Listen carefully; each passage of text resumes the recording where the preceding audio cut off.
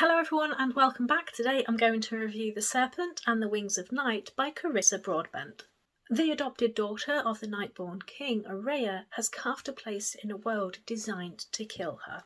Her only chance to become something more than prey is to enter the Kijari, a tournament held by the goddess of death herself. But winning won't be easy amongst the greatest warriors from the 3 vampire houses. To survive, Oooooh must enter an alliance with a mysterious rival. I'm going to put that down. Self-published books are heavy. So I received an e-arc and a physical copy from the author, and I am a touch late in getting my review up, but here we are. The physical copy, I just want to point out, is an absolutely beautiful thing. The cover is gorgeous. We have a map in the front, and then at the start of the parts and chapters we have little illustrations. The whole thing is just really quite lovely. And as well, Carissa Broadbent gives a content warning at the start. We follow Oooooh throughout, who gives a really interesting perspective of this world. She is so very tense and watchful and on edge as she lives with vampires, and you do get the impression that her life could be in danger at any time. This shadows every interaction she has, but also leaves her focused and distrustful and stabby. Humans in this world live in their own little enclaves for their own protection. They live in relative poverty, and Oooooh obviously feels a lot of guilt about this one considering her own circumstances. She does what she can to help. I did really enjoy her journey throughout, as she slowly learns that perhaps not everyone is out to kill. We see quite a few other characters. While the focus is on Oooooh and her perspective, we do get to meet these characters and see them through her eyes. Rain and Misha are the main ones, along with Vincent, the Nightborn king. Her relationships with others and the friendships that form with her and exist around her are so very well done. Also, you get the feeling that Rain and Misha's friendship has that history behind it. We just haven't seen it ourselves. But this does have a rather large cast, along with vampires from other houses who have somewhat differing opinions on humans.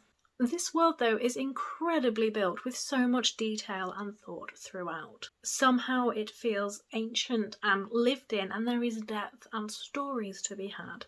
I feel as though we could spend a lot of time here and still barely uncover anything about this world. There is just that much presence of detail in this. But it's also a dangerous world, and we are never allowed to forget this. So the Kijari and its preparation really is the main focus of this story. That care and attention of the world building spills over into this, tying it into in-world mythology. It takes place every 100 years, so of course it is just a little touch convenient that our human protagonist is around for this cycle. As a result, this book is action-packed and full of training scenes and fights. Lots of blood, death, injuries that incapacitate. Oooooh uses every advantage she can, and she has quite a tactical mind. She has clearly done a lot of research on her situation. So let's talk about vampires. Are vampires back? So again, a lot of care and attention and detail has been given to the vampire society. This goes into how they are created and how they act. I mean, vampires are monsters, and let's not forget, humans are their prey. And as a result, I found it took a little bit of time to warm up to some of the vampire characters, but that's just because I think they see themselves so differently to the humans that it just took a little while to get into their mindset. They definitely feel a little off in some of the interactions. And the romance. Who would have thought that I would be so excited to read a fantasy romance? And I was actually counting down the days till this one was released. I was really looking forward to it. I think Carissa Broadbent is one of those little surprises I found during SBFBO, and I'm so grateful for it. I really enjoy the chemistry between the characters and how it wasn't rushed into. The relationship, well, or the interactions between them were just given space to form naturally and just be what they were. There was progression and it took time, but let's face it, stuffing your characters into a cave really does wonders for the plotting. There's no insta-love here, and the characters actually get to know each other first. The writing, however, is just smooth and luscious, and I was drawn in within the first few pages. And in fact, I think I read this in quite a few chunks. I read a lot of this in each sitting.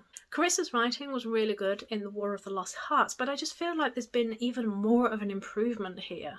As I was reading, I could see the improvement in style and craft, creating this really effortlessly put together world when, in reality, I know there's nothing effortless about it. The world and the characters just all feel so vibrant and present.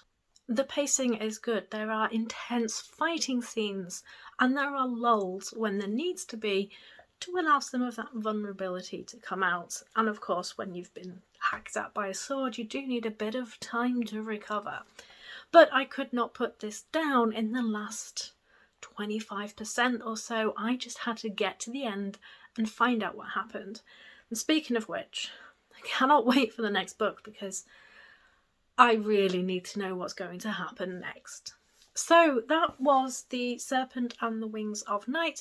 Have you read this one or any of Carissa's other stuff? I would love to know your thoughts. Thanks for watching, and I shall see you all soon.